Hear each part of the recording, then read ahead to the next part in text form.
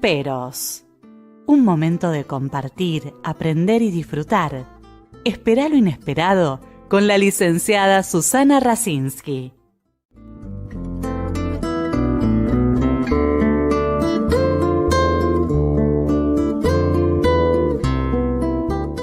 Muy buenas noches. Hoy es una noche muy especial porque voy a recibir a dos amigos, dos estudiosos de Borges y el judaísmo. Y los voy a recibir con la palabra cábala, que significa recibir y el deseo de otorgar, que es lo que voy a hacer para que ellos puedan dialogar sobre Borges y el judaísmo. La licenciada Alicia Ardila es profesora de filosofía de la UBA, técnica en periodismo, docente del Centro Cultural Ricardo Rojas, profesora asociada de la Fundación Centro Psicoanalítico Argentino, profesora de oratoria, miembro de la Academia Privada de Oratoria Contemporánea. Desde el año 2000 a la fecha, ha dictado cursos, talleres y conferencias sobre la obra de Jorge Luis Borges en diferentes lugares e instituciones. Y Jorge Schneiderman es licenciado en Psicología de la Universidad de la República Oriental de Uruguay. Es psicólogo clínico, fue docente en la universidad, tuvo a su cargo la dirección del área de psicogerontología psicoanalítica y la coordinación de actividades académicas de la filial Uruguay de la Asociación Latinoamericana de Psicogeriatría y Psicogerontología. Asimismo, es autor y coautor de numerosos artículos y ensayos presentados en congresos y en simposios. En 2018 se integró al equipo docente de la Cátedra de Judaísmo Niso Asher, del Departamento de Humanidades de la Universidad Católica del Uruguay. Es columnista de la Agencia Uruguay de Noticias, Mensuario Identidad de Uruguay, Radio Sefaradí de España y colaborador de numerosos medios periodísticos e instituciones culturales de Argentina, México e Israel. Desde 2018 desarrolla en Radio Nacional de Montevideo, en el marco del programa Vivencias, el espacio radial semanal Mano a Mano y Sin Diván. Bienvenidos, Alicia y Jorge.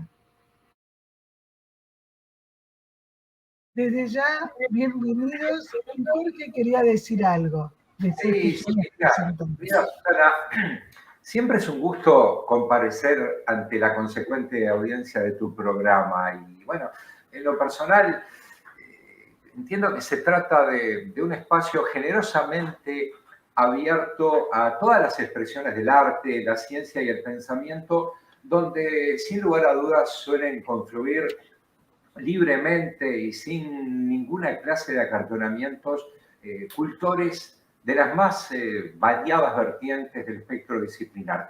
Pero en esta oportunidad, si me permitís, quisiera decir, bueno, que me siento especialmente honrado por la posibilidad de compartir panel con la licenciada Alicia Ardila e intercambiar algunas miradas y pareceres a propósito de Jorge Luis Borges y su entrañable, su profunda relación con el pueblo judío y la tradición textual hebrea. Como contexto y principio quieren las cosas, desearía agregar también, previo a adentrarnos en la temática que hoy nos convoca, unos breves conceptos en torno a la importancia de haber podido establecer a lo largo de estos dos largos e intensos años, bueno, espacios capaces de promover el encuentro con el otro y sostener la esperanza, ¿verdad?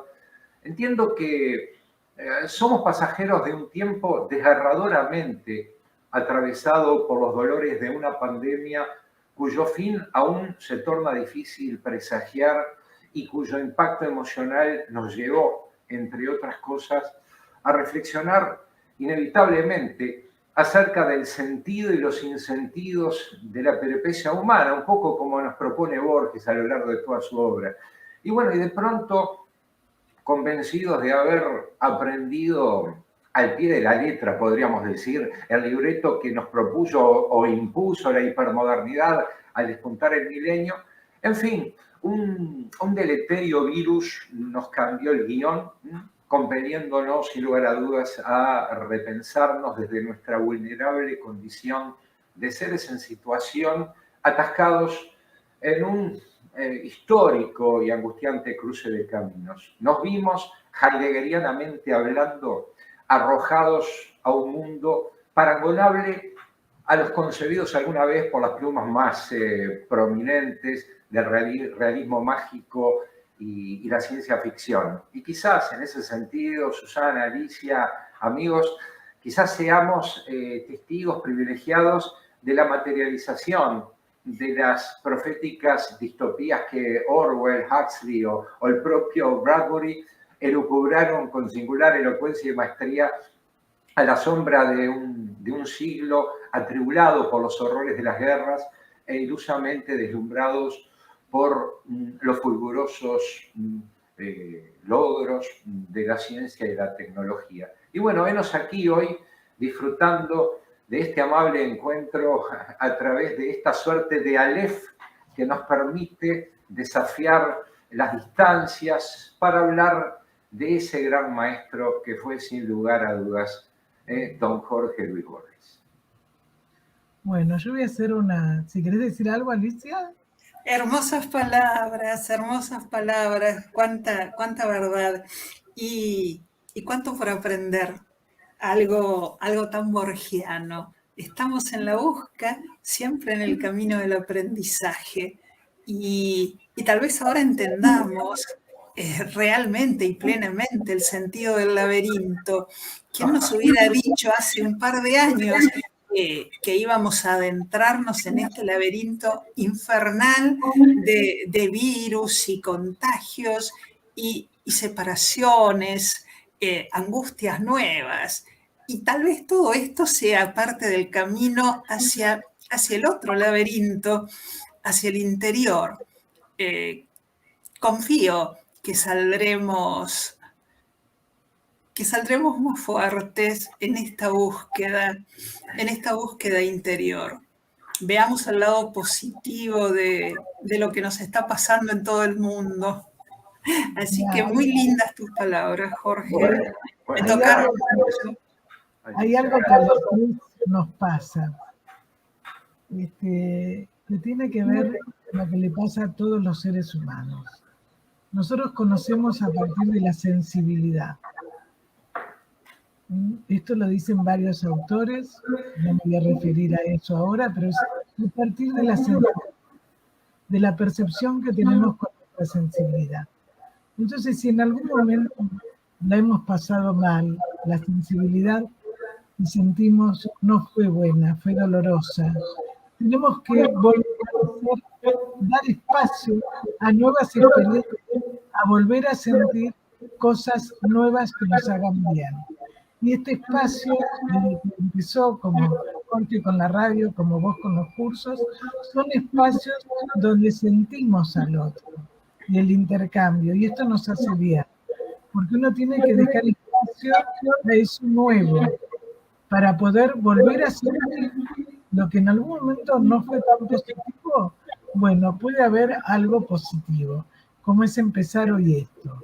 Bueno, yo voy a tirar una pregunta para que puedan un poco empezar a dialogar entre los tres, ¿no? Que empecemos, pero los voy a dejar, como dije, hablar a ustedes, que son los que saben del tema, pero todos aprendemos.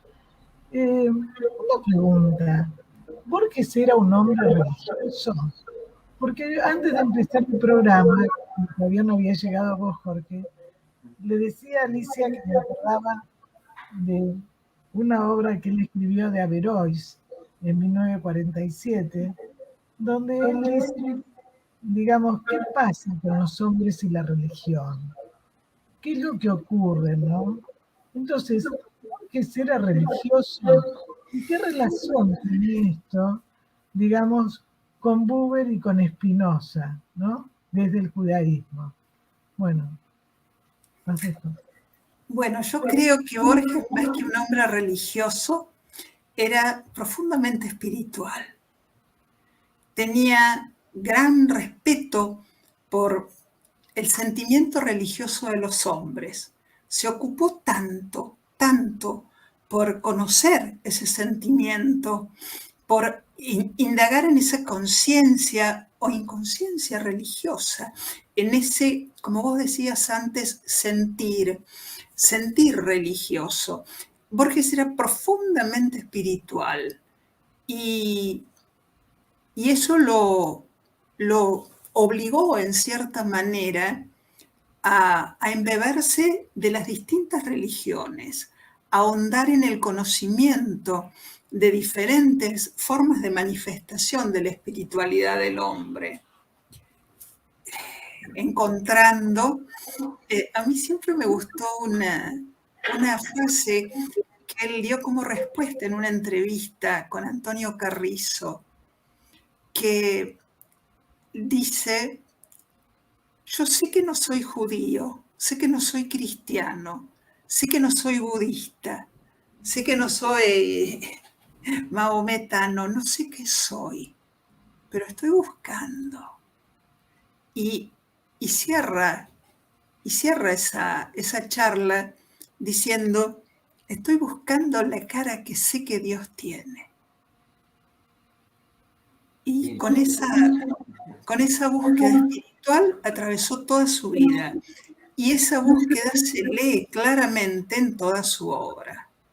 Bueno, él dice en esa obra que yo mencioné, dice que suele estar muy cerca lo que buscamos, pero solo falta verlo. Solo nos falta vernos. ¿Sabés que esa es una idea que se repite Borges muchas veces, que la dice de muchas maneras, con ese intento de atravesar la idea y que a nosotros nos llegue?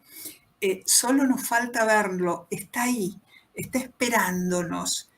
Y se parece un poco a esta idea, tan Borges también, de la relectura de un texto. Cuando uno se acerca a un texto y después de mucho tiempo de haberlo leído, encuentra montones de cosas que no había visto. Y se pregunta, ¿cómo puede ser? Si estaba ahí, solo me faltaba verlo. Y como el mundo está mostrándose. Tenemos que acostumbrar los ojos a tanta luz. Ese es tal vez el secreto. Está ahí, solo nos falta verlo. Sí, exactamente. Sí, yo entiendo que el concepto de religiosidad en Borges es fundamental para comprender toda su peripecia existencial y también todo lo que fue imprimiendo a su obra, desde lo axiológico, desde lo deontológico. Creo que si apelamos al étimo mismo de la palabra religión, nos remite justamente al concepto de religar en el sentido de contactarnos, trascender o encontrarnos en lo trascendente, ¿no? Y creo que el propio Borges se encontraba permanentemente en su propia búsqueda.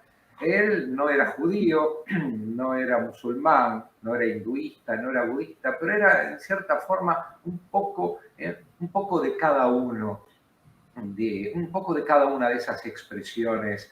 En tanto, esa búsqueda que él fue generando hacia la trascendencia le permitía incorporar a su vademecum conceptual herramientas procedentes de todos los ámbitos de la cultura. Y él entendía muy bien que una cosa era la religión vista por la institución, ¿no? Matrizada por los prejuicios y los dogmas, que a lo largo del tiempo se fue gestando en la construcción de los relatos religiosos, y otra cosa era el religar la religiosidad, de lo que dice Alicia, a partir de la espiritualidad, un poco emparentándose con lo que decía Albert Einstein, ¿no? Que en el sentido de entender al ser humano como un sujeto en permanente búsqueda y siempre dispuesto a maravillarse con la magnificencia de la creación. Bueno, en ese sentido Einstein se consideraba extremadamente religioso. Y creo que es importante rescatar, y seguramente lo iremos viendo a través de del programa, bueno, cómo es que se fue gestando esa actitud de búsqueda de Borges y ese encuentro con la espiritualidad que emanaba de las diferentes vertientes justamente de las culturales que se han ido marcando a su vez los procesos civilizatorios que jalonaron la historia de la humanidad. Y creo que habría que enfatizar quizás que en cuanto a que desde tiempos de juventud Borges profesó una singular admiración y atracción justamente por esa búsqueda, ¿no?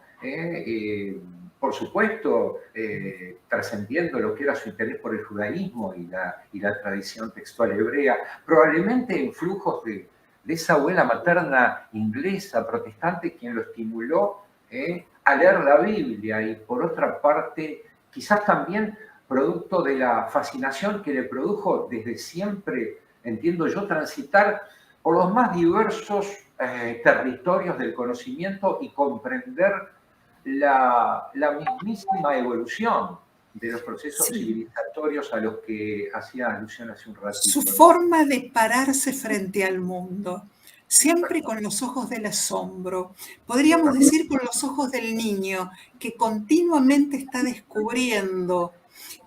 Nosotros perdemos esa maravilla del asombro. En la cotidianeidad dejamos, lamentablemente, dejamos de asombrarnos.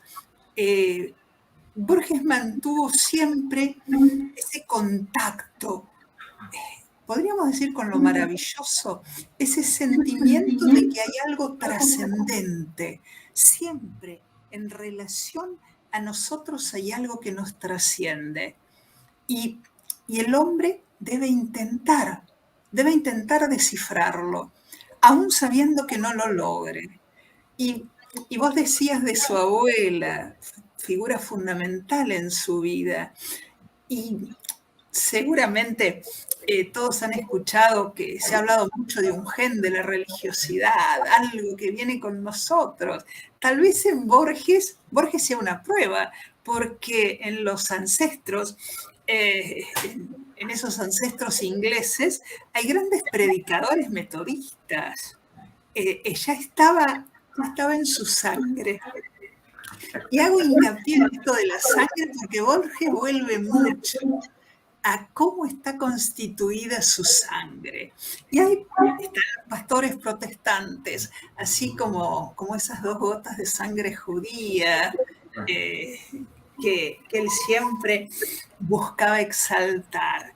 Estaba en él. Y el ámbito familiar, como vos planteabas, Jorge, fue más que rico, porque su abuela protestante, tan conocedora de la Biblia y de una familia de predicadores.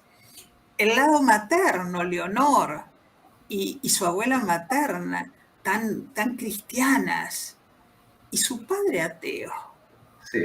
Esa mezcla fantástica.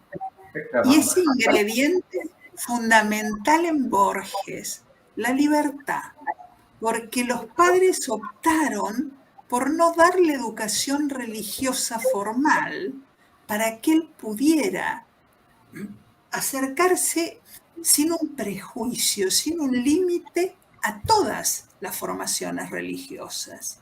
O sea, esencialmente la libertad de pensarlo. Sí. Y la combinación es la espiritualidad pura. Sí, sin duda.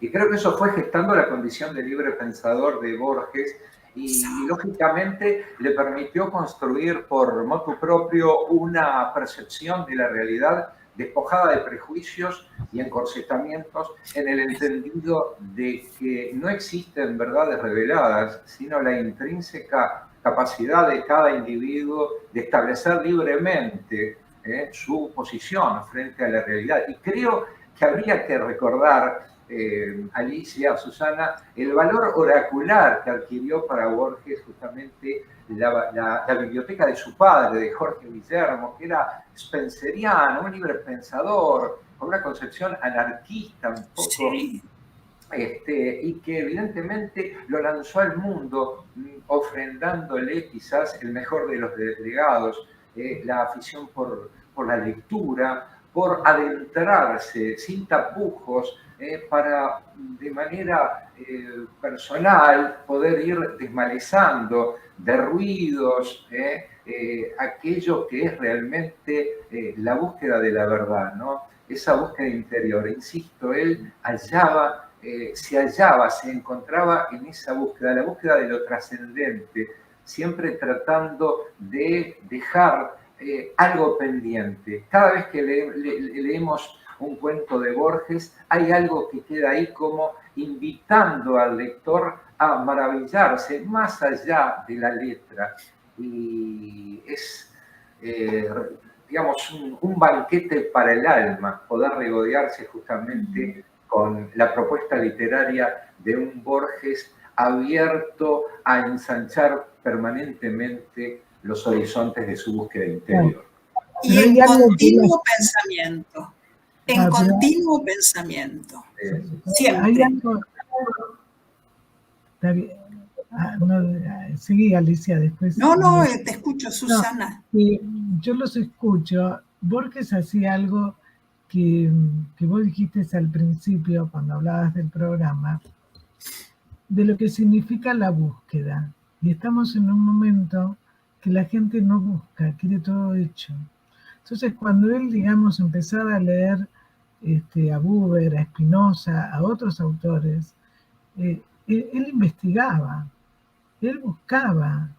El tema es cómo hacemos nosotros ahora que la gente quiere todo hecho. Por eso para mí es importante lo que ustedes transmiten, porque cuando él incluso habla, ¿no es cierto?, que está ahí, pero lo tenemos que seguir buscando, y las respuestas que siempre daba en los diálogos, en las entrevistas, por encima de todo, pero no con un narcisismo, con la libertad de adentro. Y creo que esto es lo importante, ¿no? Transmitir que si uno no lee y no saca su propia reflexión, su razonamiento, va a seguir siendo un esclavo, ¿no?, de la cantidad, ¿no? Y eso enferma. Entonces creo que también esto, lo que él hacía con toda la historia, con todo lo que ustedes dijeron, ¿no?, de sus antecedentes familiares, pero siguió buscando él. Y siempre buscó. Nunca se quedó con una certeza.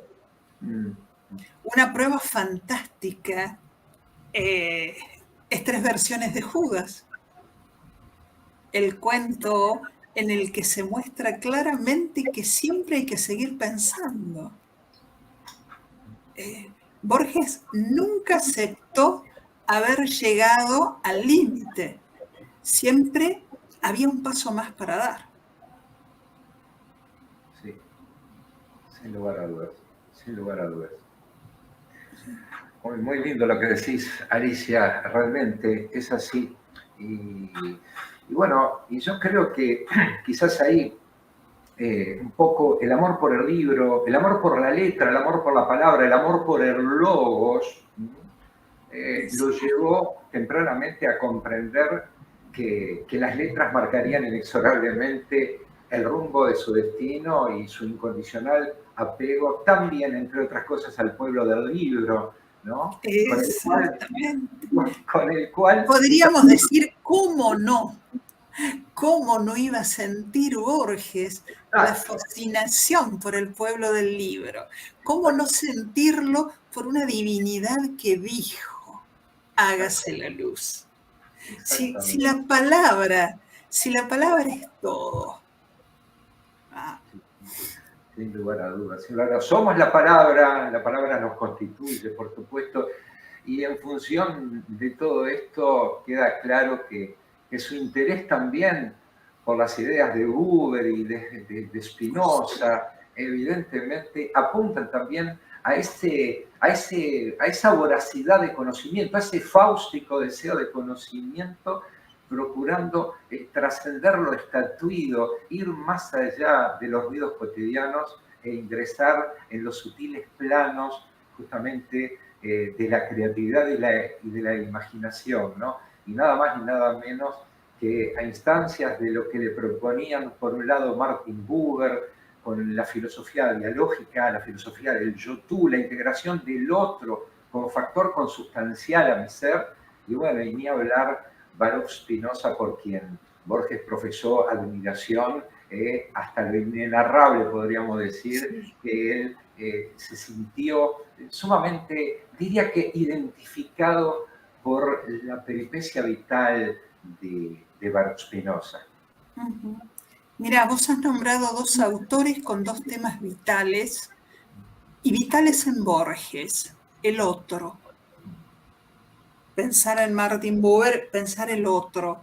El otro es un tema que atraviesa absolutamente toda la obra de Borges. Totalmente. Pensar en Spinoza es pensar el Dios de Spinoza.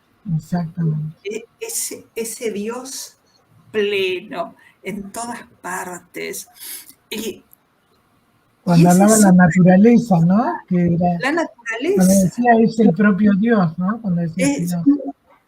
Exacto. Tal cual. La propia definición del Aleph, cuyo centro está en todas partes y su circunferencia en ninguna, no nos está llevando a esa idea de una divinidad en la que todos estamos, todos somos, y la búsqueda de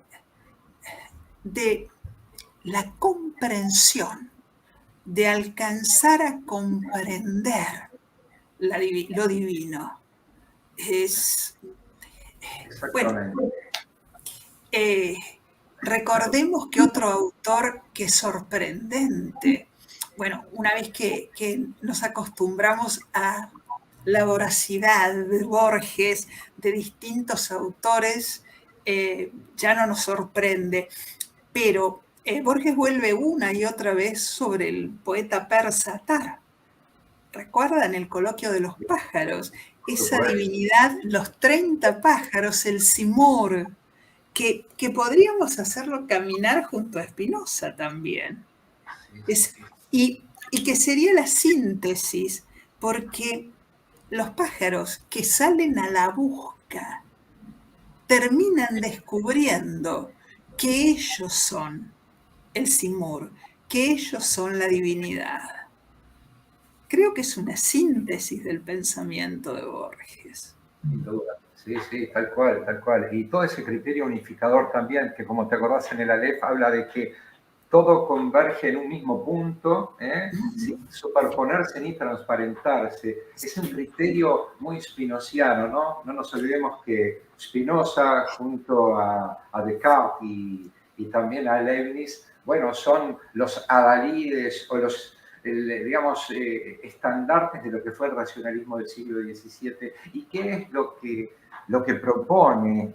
Y vaya que le costó caro, ¿no? a Spinoza, bueno, generar un criterio unificador de las tres sustancias que planteaba Descartes en cuanto al alma, la naturaleza y Dios. Y bueno, llegar a la conclusión de que Dios se constituye en la naturaleza, algo así como que, bueno, simplificando la ecuación, Dios, o sea, la naturaleza, ese criterio panteísta que se aporta claramente, y ello, por supuesto, le costó la excomulgación, la excomunión, bueno, se aparta de lo que ha sido históricamente el discurso de la ortodoxia rabínica, y por supuesto le valió nada más ni nada menos que sentirse desplazado, algo así, autopercibirse prontamente como un exiliado dentro de su propia comunidad.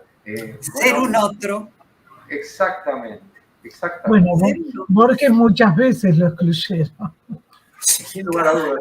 Yo creo que ahí hay un punto de identificación, valgan las distancias y los contextos, pero que de una forma u otra, Borges, dispuesto a no callarse nada, dispuesto a ser un férreo un leal militante de sus propias convicciones, siempre apostó a poner en palabras y a través de sus versos y de sus cuentos, bueno, manifestar su posición frente al mundo y frente a la realidad. Y vaya que le costó caro en algún momento. Spinoza tuvo que ganarse la vida definitivamente puliendo lentes, y Borges en algún momento fue desplazado de... Y pulió palabras. Exactamente. Y por más que el establishment lo pretendió erradicar, yo creo que lo potenció en definitiva. Sin duda.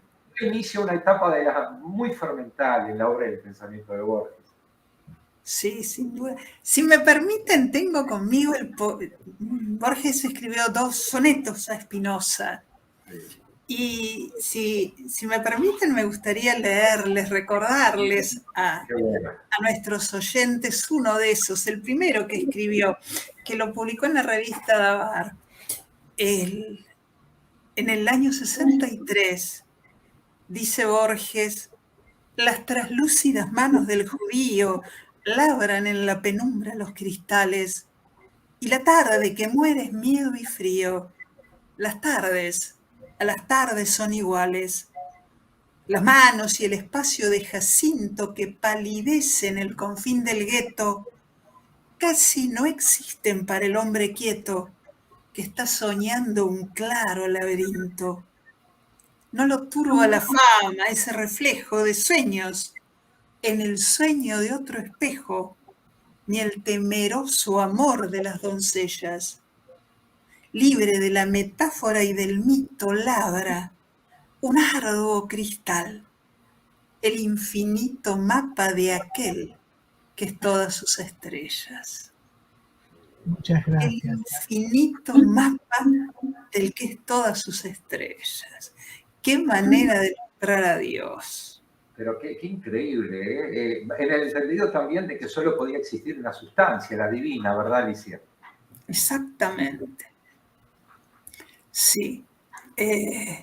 Un agradecimiento más dentro de su obra. Ha nombrado tantas veces a Spinoza a lo largo de todos sus escritos. Estoy pensando en ese librero entrañable, uno termina queriéndolo tanto. El indigno, ¿recuerdan el cuento? Ese librero que quería reescribir la obra de Spinoza, liberándola de las complejidades matemáticas con las que había sido escrita. Esa búsqueda continua del sentido.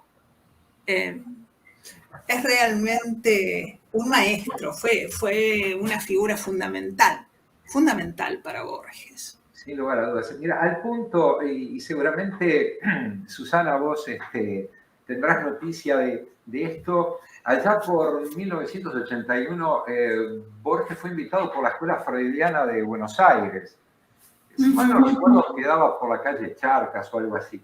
Y bueno, y se dice que en ese contexto él justamente vertió todo su parecer y todo lo que representaba Spinoza, y generando un coloquio magnífico, ¿no?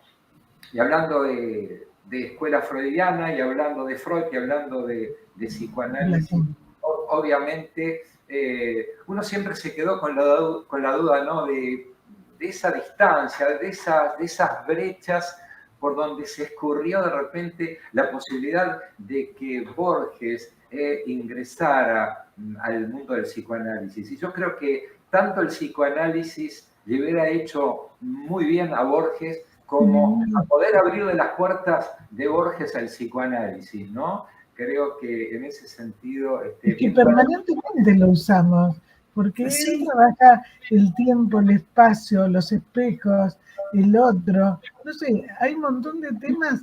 Yo cuando escribo casi siempre recurro, ¿no es cierto?, a él, pero muchos de los colegas. Y realmente, digamos, él incluso cuando después van a hablar ustedes del golem y de la cábala, pero él siempre tiene esas frases que son más universales. que muestran la libertad, ¿no? Porque, digamos, cuando habla de los autores, no se queda solo con eso. Él sigue, ¿no? Y yo me acordaba cuando habla del golem, cuando él dice, digamos, es el rabino que lo creó, lo que el hombre a Dios, pero también es lo que el poema hizo el poeta. Siempre le da una vuelta, ¿no? O sea, es eso, pero también puede ser otra cosa, ¿no? Sí. Entonces, digamos, Spinoza fue muy importante, pero él nombra muchos autores también. Y como dijo Jorge, es la identificación, porque él también se sintió excluido, no entendido. Aún ahora todavía hay gente que dice que Borges es para una élite, ¿no? Sí, sí, sí, sí. Seguimos todavía con muchísimos prejuicios con respecto a Borges. Yo le contaba a Jorge los artículos que vos nos diste a leer, que yo desconocía sobre el nazismo, ¿no? Sí. Que no se conocen, y que haber tenido la valentía de haberlos escrito en ese momento, ¿no? Con un gobierno, digamos, también peronista, ¿no? Y tan solidario con el eje.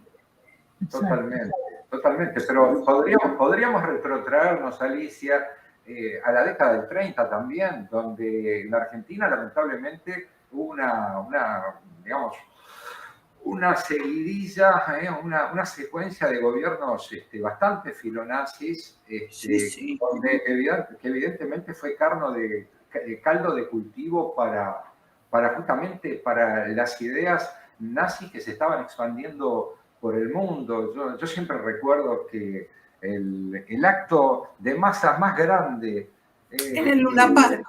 Claro, que fue el 10 de abril de 1938, congregando a casi 20.000 personas en el Luna Park, ¿no? Donde evidentemente grupos, amanuenses y obsecuentes con las ideas del nazismo se juntaron ahí. Y no nos olvidemos que previamente, y seguramente a Borges le dolió mucho, en la Alemania nazi ya se estaban desarrollando las cacerías de brujas y las quemas de libros, ¿no? Y me imagino cuánto dolor debe haberle causado saber que tantas obras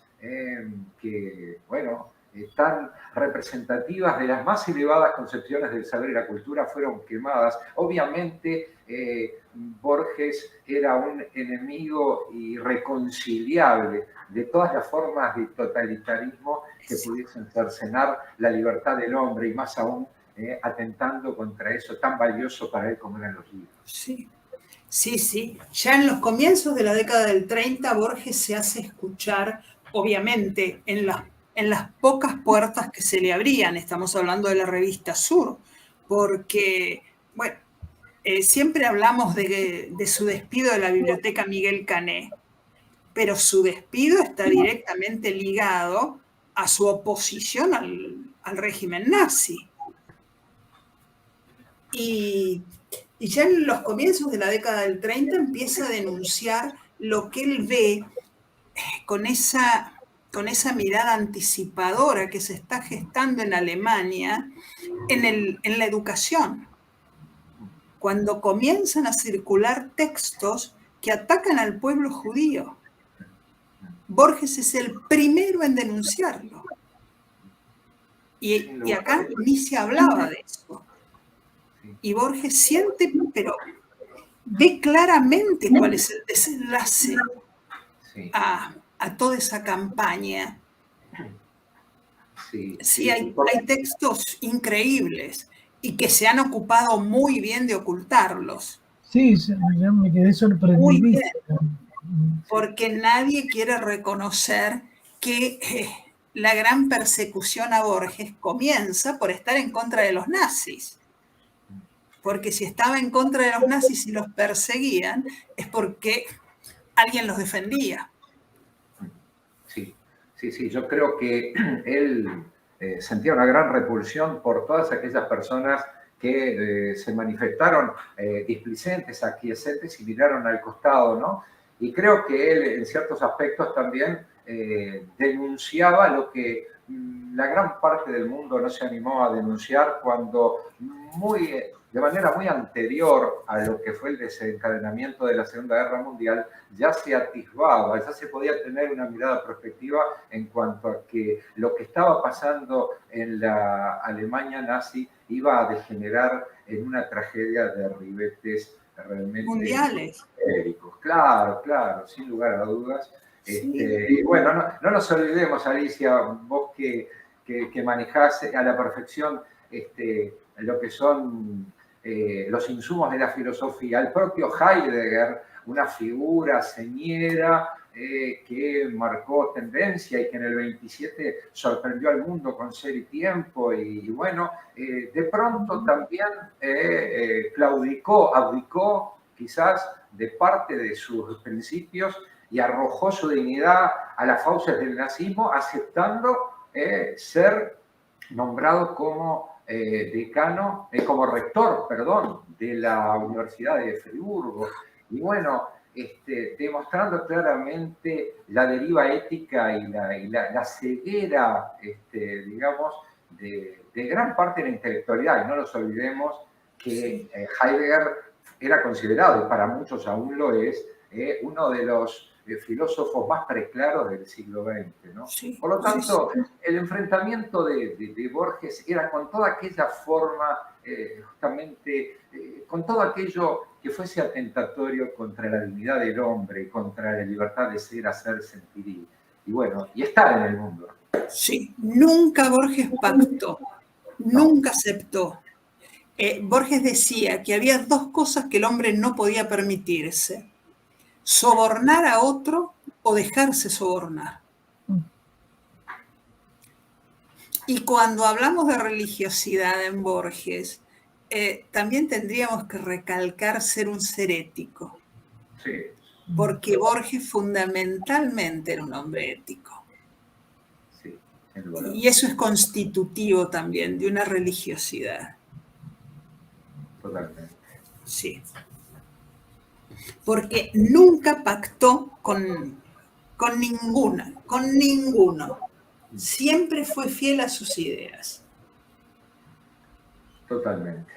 Y tuvo ataques ya desde muy joven, porque en el 34, vos lo tenés que recordar muy bien, Jorge, vos también, Susana, cuando la revista Crisol lo destruye, acusándolo de judío. Y él, con toda su ironía, sale a reírse, contesta con esa nota fantástica en megáfono en la que hace burla de la inoperancia de sus detractores, que nunca pudieron encontrar otra cosa que abuelos judíos. Sí, y estamos hablando del 34. Sí. O sea, pero qué bueno sería que la gente supiera todo esto, leyera la historia, no de una sola parte, ¿no? No escuchara solamente. Si está escrito por el autor. Por eso es tan importante leer lo que vos decías al principio. Leer para no ser esclavos. Exacto. El problema fundamental es que estos libros esclarecedores que están ahí aguardando, generalmente terminan, bueno, a ver, podríamos decir que yacen platónicamente ilesos en anaqueles de bibliotecas y son muy pocas veces consultados. Pero sí el viru mediático, el ruido mediático, que siempre posicionándose de tal o cual esquina, de tal o cual orilla, trata de desvirtuar la historia, cuando la historia es un constructo en permanente evolución, pero evidentemente para poder aportar a la construcción de la historia debemos abrevar en las fuentes fidedignas, debemos apelar a los libros. Y en un libro no está la verdad revelada, como decíamos hace un rato, pero sí están las diferentes caras de la verdad, y confrontar lo que desde la historiografía grandes investigadores nos han brindado, creo que es una manera justamente de desembozar a la mentira, ¿no? Por eso esa búsqueda de Borges, de la espiritualidad y de la verdad, lo llevó, entre otras cosas, a consustanciarse con figuras de distintas culturas. Y si me permiten, quisiera hacer alusión un poco también a alguien que entiendo profesó una gran admiración también por Borges, que fue nada más ni nada menos que David Ben Gurión, ¿verdad, Susana? Sí, justamente yo les iba a decir, porque hay muchos temas, obviamente vamos a hacer otro programa, pero bueno, hay un tema que yo mencioné al comienzo que es la cábala, ¿no? La conferencia que vos ibas a comentar algo, Alicia, ¿por qué es tan importante en Borges esto? Y la relación de él con Ben Gurión, ¿no? Que Ben Gurión, hablando de Ben Gurión, vos comentabas el otro día, porque la biblioteca de Ben Gurión. Sí, es algo magnífico. Es algo magnífico. Es una biblioteca borgiana, podríamos decir. Hoy por hoy se conserva en lo que fue su casa en Tel Aviv. Creo que pasa los 20.000 volúmenes, donde sin lugar a dudas está Borges, sin lugar a dudas. Y bueno, que fue siempre ese gran refugio también de valor oracular, como para Borges lo fue la biblioteca de su padre, porque creo que gran parte de lo hecho, de lo pensado, de lo aportado por Ben Gurión al renacimiento del Estado judío, yo creo que todo eso surgió de esa devoción que tenía por la lectura. Era un bibliófilo, también enamorado de la cultura griega. Por eso cuando en su momento establece un maravilloso diálogo epistolar Borges con Ben Gurión, le dice, estimado primer ministro, creo que más allá de los azares de la sangre, todos somos griegos y judíos. Y en ese sentido, Ben Gurión también entendía lo que fue la influencia de la cultura griega. No podían imaginar la cultura sin Grecia e Israel. Totalmente. A ninguno de los dos, Alicia. Ninguno de los dos. Ninguno de los dos. Y en ese sentido es interesante como allá por 1966 Borges le envía una misiva a David Ben Gurión, quien la recibe en su, vamos a decir, en su casita, porque vivía en el kibutz Sde Boker, en el Negev, en el sur, en medio del desierto, ¿no? De una manera muy austera, una vida muy sumamente circunspecta, austera. Como Borges. Como Borges, exactamente. Ahí, entre sus libros, recibe esa carta de Borges que lo honró, que lo hizo sentir realmente, lo convocó a encontrarse con él y le solicita, bueno, que venga a visitar Israel, que va a ser sumamente bienvenido y que él seguramente en reciprocidad tendrá muchísimo placer en visitar Argentina. Y de esa manera, bueno, a través de una carta que le redacta en hebreo Ben Gurión a su secretario, que en ese momento era Yitzhak Nabon, a la postre quien resultara en algún momento presidente del Estado de Israel, bueno, le llega esa invitación al propio Borges, que 3 años después, en 1969, visita lo que para él obviamente era una suerte de Sancta Sanctorum de la cultura, ¿no? Ese lugar, el epicentro, donde convergen todas las religiones y a su vez todas las emociones que hacen a la espiritualidad, ¿verdad?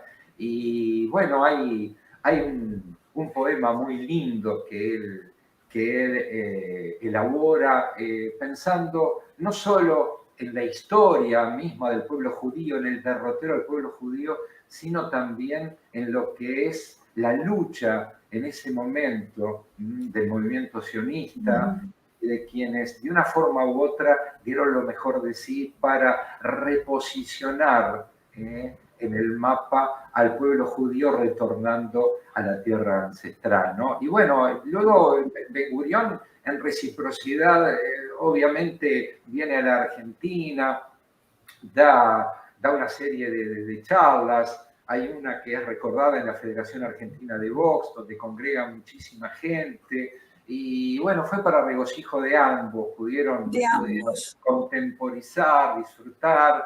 Y luego después vendría, 2 años después, la adjudicación del premio Jerusalén. Mira, justamente, si me permitís, en referencia al año 71, cuando recibe el premio, ese gran premio, el premio Jerusalén, Borges dice 5 líneas, porque yo creo que hay que escuchar a Borges, nadie lo puede decir mejor que él. Haciendo referencia a esto que vos mencionás, Borges nos dice: no hay en el mundo entero una ciudad que haya sido tan anhelada como Jerusalén. Sus 30 siglos podrían inspirar un libro mágico, una suerte de larga epopeya mágica, cuyas casi infinitas páginas rescatarían no solo los hechos históricos que guardan los archivos y que conmemoran la fama, sino lo que sintieron y soñaron secretamente las generaciones de cautiverio y las generaciones de la diáspora. Jerusalén es una gran copa donde se han decantado y acumulado los sueños, las vigilias, las oraciones y las lágrimas de quienes no la vieron nunca, pero sintieron hambre y sed de ella. Esto no es una fábula, esto lo he sentido en Jerusalén. No. Es más, es la esencia de lo que vos nos decías. Es así Jerusalén. Sí, ese sentir profundamente en el espíritu de una ciudad, el espíritu de un pueblo. Sí, lo suscribo totalmente, lo he sentido. He tenido la oportunidad de vivir algunos años en Israel y de visitar frecuentemente Jerusalén. Creo que tal cual lo dice Borges, así ha sido desde el principio de los tiempos y creo que así seguirá siendo per secula seculorum, ¿no? Creo que es un epicentro energético y bueno, que hace un poco a la esencia del pueblo judío y de otras tantas vertientes de la espiritualidad. Yo no sé si el pueblo judío, si se trata del pueblo elegido o si acaso existe alguno capaz de arrogarse tal condición. No obstante, sí creo y estoy convencido que es un pueblo que, al igual que Borges, ha elegido ser y estar a pesar de los pesares. Y en el caso del pueblo judío, bueno, estos pesares pudieron llamarse en algún momento, qué sé yo, Ramsés II, Amán, Antíoco IV, Vespasiano, Tito, Flavio, no sé, Torquemada, Hitler, Stalin, Nasser, Hezbollah, Hamas, o bueno, saber, otros tantos que andan pululando y pululando por la vuelta, ¿no? Pero que a pesar de todos esos pesares es un pueblo fiel un poco al conatus spinociano, ¿no? De preservar en su ser y de no claudicar. Quizás en ello estribe su permanencia siendo de aquellos pueblos que marcaron los albores de la civilización, bueno, que se mantiene enhiesta un poco lo que es su propuesta de vivir y de compartir con los otros pueblos, obviamente, lo que tiene para decir. Sí. Sí, y es muy interesante pensar cómo Borges, desde muy joven, al tener su primer encuentro con la cultura judía, quedó prendado de esa cultura. Estoy pensando en sus tempranos años en Ginebra, cuando sus amigos Abramovich y Jasinski lo acercan al pensamiento judío que va a aprender tan fuerte y que en su obra debemos agradecerle textos memorables, como decías antes, su historia del golem, su historia de la cábala, grandes textos en los que habla de la cultura judía, como La muerte y la brújula. Y a lo largo de toda su vida sintió esa fascinación. La fascinación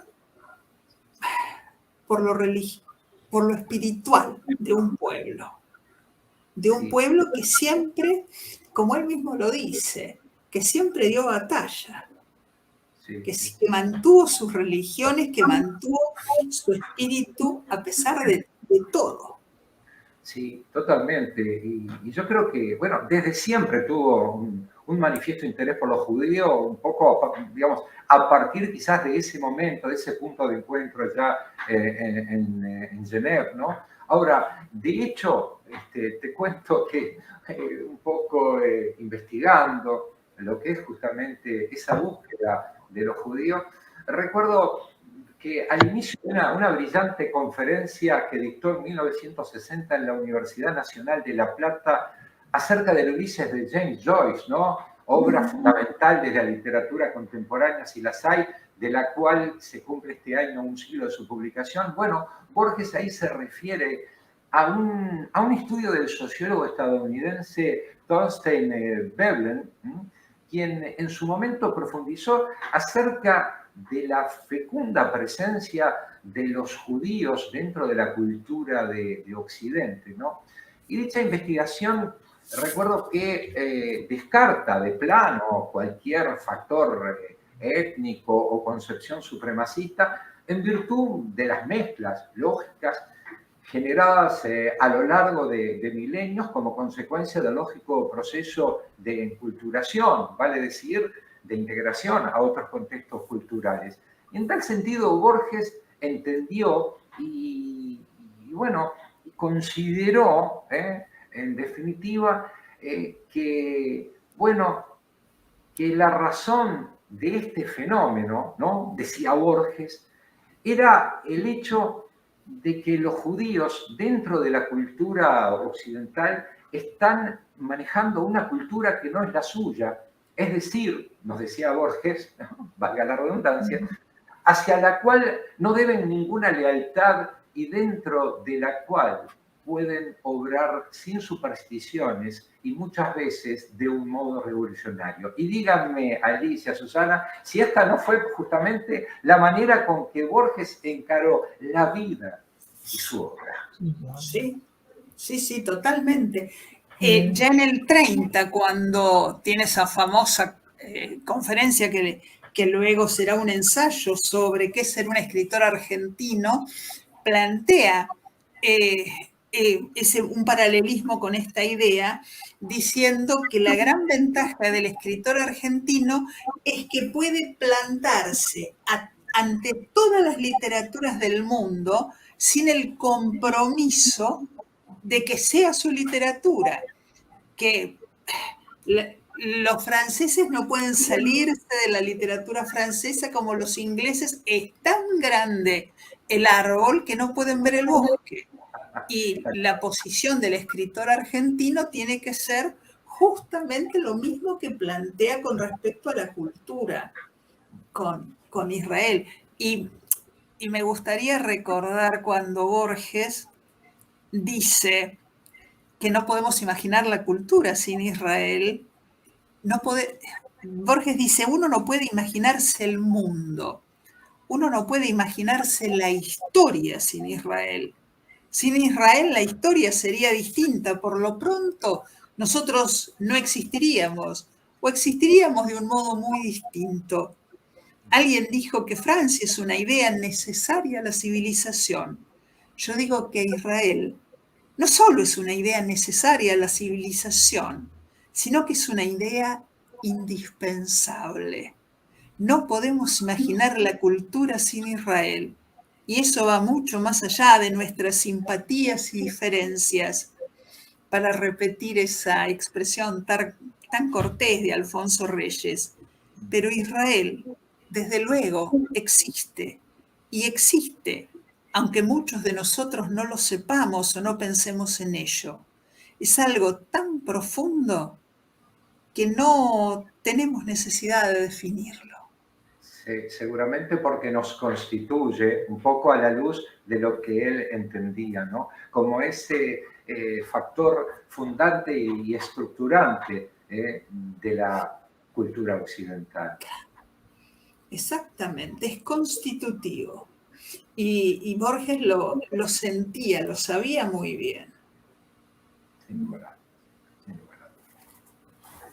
Bueno, no vamos a tener tiempo de hablar. No vamos Pero bueno, no sé si quieren Nos decir estamos algo. quedando sin programa. La cábala da para un programa solamente. Pero bueno, no sé si quieren decir algo como para cerrar y por supuesto están invitadas, ¿no es cierto?, a que volvamos a seguir hablando porque son muchos temas de Borges y muchos temas del judaísmo. Y hacen un poco a la cultura, al crecimiento de nosotros como personas. Porque una de las cosas es que uno ve el deterioro de la educación y de la cultura. Y creo que todo lo que ustedes estuvieron diciendo, ¿no?, es la búsqueda, desde la biblioteca de Ben Gurión hasta la biblioteca de Babel, ¿no?, por decirlo de Borges. Borgianamente. Exactamente. Entonces, bueno, no sé, los dejo a ustedes para decir, y dejamos la cábala para otra vez, si quieren, como ustedes quieran. Bueno. ¿No? Bueno, adelante, Alicia, adelante. Mira, yo solamente agregaría una línea que creo alcanza a definir el corazón de estos encuentros y fundamentalmente el corazón de Borges. La obra de Borges es siempre una invitación a pensar con Borges, no a pensar como Borges, a pensar con.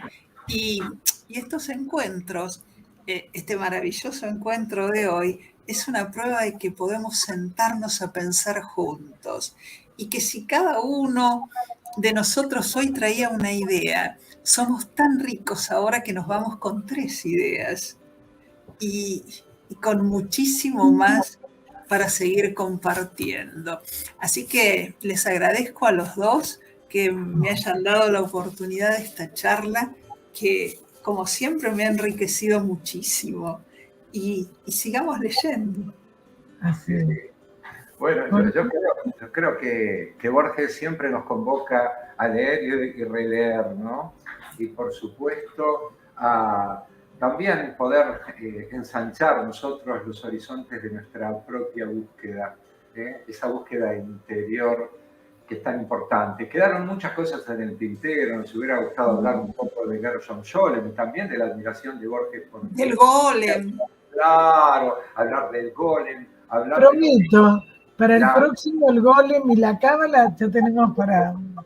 Bueno, y sobre la cábala, la mística judía, el origen de la cábala y cómo se impregna, cómo imbrica también la obra y el pensamiento de Freud, todo lo inherente a la cábala, ¿no? O sea que hay mucha tela para cortar, nos quedó corto el programa y bueno, esto quiere decir que pasamos muy bien, que estuvimos muy a gusto y por supuesto siempre esperando retornar a este espacio tan maravilloso y sabés que te lo digo desde el corazón y bueno, porque en estos momentos tan complejos, en estos momentos de tanto desamparo, de tanta soledad, creo que ha sido fundamental estrecharnos en un abrazo virtual a través de estos medios, ¿no? Porque la tecnología, como la vida misma, es lo que hacemos con ella y si la aplicamos para estos menesteres, creo que obtenemos esto justamente, la posibilidad de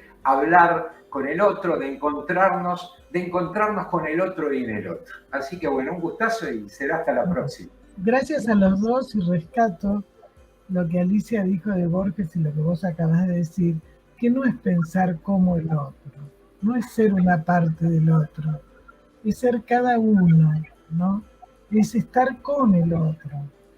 Y eso es lo que más cuesta ahora, ¿no? Cuando se dice estar en un grupo, pero ¿cómo? Ver quién tiene la batuta. No. Todos somos importantes. Y en esto, bueno, se da así. Yo calculo que para el mes de septiembre, más o menos, que es el aniversario del programa, bueno, sería un honor que pudiéramos compartirlo con ustedes. Yo les agradezco, un abrazo muy fuerte a los dos, saben que los quiero mucho, es un placer compartir en este momento esto con ustedes. Muchísimas gracias. No, un maravilloso encuentro. Bueno, muchas gracias. Gracias por esta oportunidad. Bueno, voy a anunciar el próximo programa, que es con el doctor Omar Mosquera, que bueno, de alguna manera es actualidad del malestar, la cultura por el síntoma, ¿no? Siguiendo un poco lo que Freud había hablado del malestar de la cultura y que un poco venimos diciendo en esta reunión de hoy, ¿no? Cómo es importante no llenarnos de cosas para no pensar, ¿no? Sino que podamos pensar. Muchísimas gracias a los dos, un abrazo muy fuerte. Gracias, Susana, gracias, Jorge. No, gracias, Alicia, Susana, un gustazo, gracias, Adrián, también. Sí, gracias, Adrián. Bueno, Adrián participó acá con algunas cosas que puso también. Adrián es fundamental.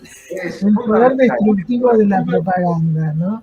Puso acá y bueno, y realmente lo vemos, ¿no?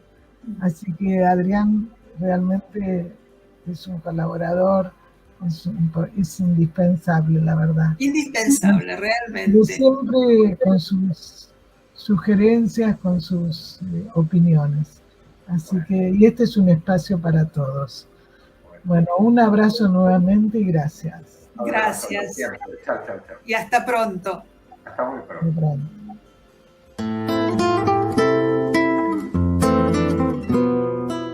Sin peros. Un momento de compartir, aprender y disfrutar. Espera lo inesperado con la licenciada Susana Rasinski.